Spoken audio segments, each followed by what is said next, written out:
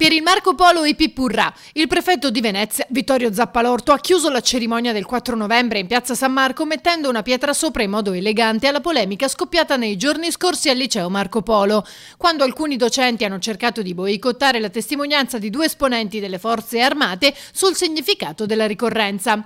Zappalorto ha portato davanti alla banda della scuola i vertici delle forze armate che hanno tributato loro un grande applauso. Ai militari si è unito anche l'assessore regionale all'istruzione Donazzan, che qualche giorno fa ai nostri microfoni aveva minacciato di inviare ispettori nella scuola. Il tutto mentre nel frattempo 18 docenti messinesi hanno dato il loro sostegno ai colleghi del Marco Polo.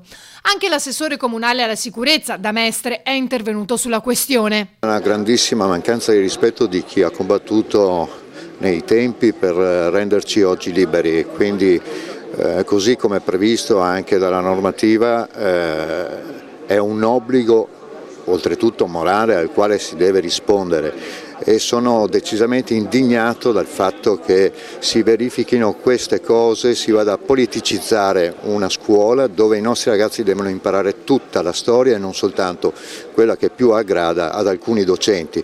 Abbiamo presentato come Fratelli d'Italia peraltro un'interrogazione parlamentare al Ministro perché risponda direttamente dell'accaduto.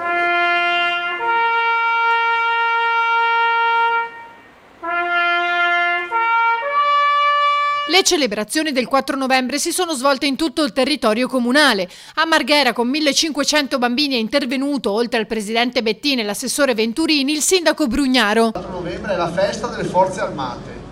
È un tema importante questo delle forze armate, perché se ne sente il bisogno sempre quando magari è troppo tardi. Allora vanno ringraziate appunto tutte le persone, donne e uomini che lavorano per le istituzioni.